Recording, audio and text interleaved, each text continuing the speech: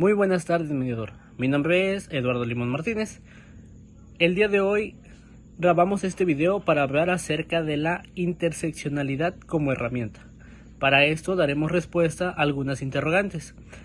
Y la primera interrogante nos dice cómo se compara el nivel de ingresos de los mexicanos más ricos con el resto del mundo. Y pues bien, en México existe una desigualdad económica muy, pero muy marcada. Solamente un pequeño grupo de personas cuentan con la mayor riqueza de nuestro país, y algunos de los mexicanos más ricos se encuentran. Entre estos destacan algunos empresarios que son los que tienen la mayor fortuna de nuestro país o posiblemente también del mundo. Mientras tanto, por otro lado, o lo contrario es que una gran parte de la población vive solamente con ingresos muy pero muy menores, lo cual da como resultado una desigualdad, una diferencia inmensa entre ricos y pobres, como decimos cotidianamente. La segunda interrogante nos dice que cómo ha evolucionado la distribución del ingreso en México en los últimos años. Y pues bueno, para dar respuesta a esta interrogante, nos dice que en los últimos años la desigualdad sí ha disminuido, pero considero que muy ligeramente. Esto ha sido gracias principalmente a los apoyos gubernamentales que se han tenido, a la preocupación de parte del gobierno en un salario más digno, el aumento al salario mínimo y también con la creación de nuevos programas sociales. Si podemos mencionar algunos, pueden ser tal vez Jóvenes Construyendo el Futuro, apoyo a las madres solteras, el apoyo al campo, como lo es Sembrando Vida. Y entonces esto en México ha ayudado un poco, pero la desigualdad sigue siendo uno de los problemas no solamente en México, sino en toda América Latina, ya que la riqueza desafortunadamente continúa concentrándose solamente en un sector muy pequeño de la población. Como interrogante número 3 tenemos la pregunta que nos dice ¿qué propuestas existen para mejorar la distribución del ingreso en México? Y algunas de esas propuestas incluyen mejorar el acceso a la educación y también al empleo, aumentar para tener salarios dignos y más justos. De igual forma, implementar políticas más justas donde quienes tienen más ingresos, es decir, por así decirlo, las grandes empresas paguen un mayor impuesto y las microempresas o empresas pequeñas tengan un impuesto, se les cobre un impuesto pero menor. Esto para poder apoyarlos de esa forma y con esto poder fortalecer también los programas sociales que apoyan a los sectores más vulnerables. La cuarta interrogante nos dice que cuáles son los principales motivos de la discriminación en México. Y pues los principales motivos o los motivos más comunes que conocemos o que se dan en la discriminación en México, en nuestro país, son por el color de piel, son por la religión, por la condición económica, por la orientación sexual, si tienen alguna discapacidad, también se discrimina por la edad, por la apariencia física, por el origen étnico, por el género, por la forma de vestir, en fin, los motivos de discriminación en México son muchos. Y nos dice que si existe apertura a la diversidad en la sociedad mexicana. Y pues en los últimos años ha habido cambios muy importantes en los cuales sí ha existido un mayor reconocimiento y sobre todo un mayor respeto hacia la diversidad cultural, de género y de identidades también. Se ha respetado un poco más, se ha aceptado más, pero sin embargo todavía existen prejuicios.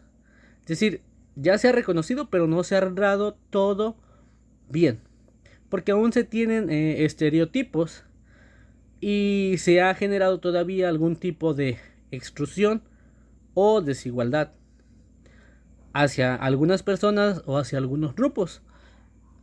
caso como lo más actual, lo que se ha venido presentando, que no se sabe aún cómo tratarlo. Eso es algo donde sí ha habido apertura, pero no por completo.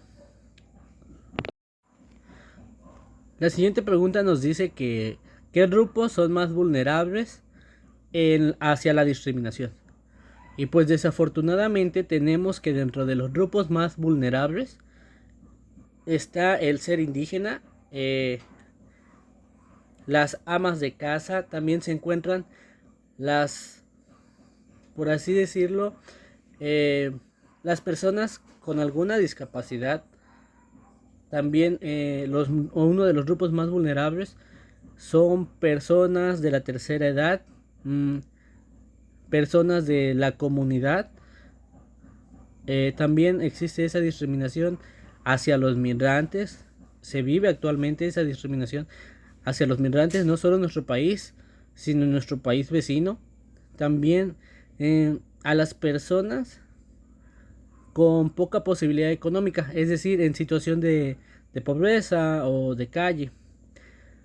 Y nos dice también que qué medidas se pueden tomar para poder combatir la discriminación en México.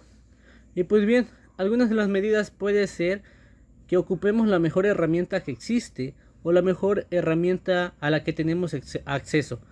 Esa herramienta es la educación.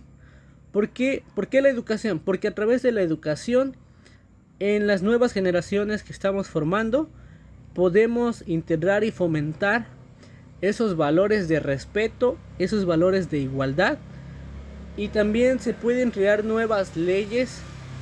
¿Para qué? Para que protejan aún más los derechos humanos de ese tipo de personas o de esos grupos vulnerables. También en las escuelas, y no solo en las escuelas, sino en las comunidades, ciudades, se debe de fomentar la inclusión. Siempre se debe de fomentar la inclusión, como lo decimos en escuelas, en la comunidad, en los trabajos. Y algo muy importante es no dejar pasar nada por alto, sino que si se tiene que, por así decirlo, si se tiene que denunciar algún acto de discriminación, por muy ligero que sea, se tiene que hacer. Porque desafortunadamente es por eso que esto ha crecido mucho. Porque a veces decimos como docentes, el niño va y dice, maestro, me hicieron esto, maestro, me dijeron esto. No pasa nada, es un juego. O sea, tratamos de minimizarlo cuando esto no debe de ser así. Debemos de darle la importancia que se tiene y por qué no frenarlo desde un principio, que aún se está a tiempo, no cuando ya es demasiado tarde. Y finalmente, ya para terminar con estas preguntas, tenemos qué es la interseccionalidad. La interseccionalidad, en base a las exposiciones y a la retroalimentación que nos dio el maestro Exxon, podemos decir que es un concepto que explica o divide en diferentes maneras la desigualdad o la discriminación, y nos dice que esto se puede combinar en una misma persona. Ejemplo de esto puede ser alguna mujer étnica o alguna mujer indígena, por así decirlo. Esta mujer indígena puede ser discriminada, en primer lugar, solo por el hecho de ser mujer. En segundo lugar, puede sufrir otro tipo de discriminación por su origen étnico.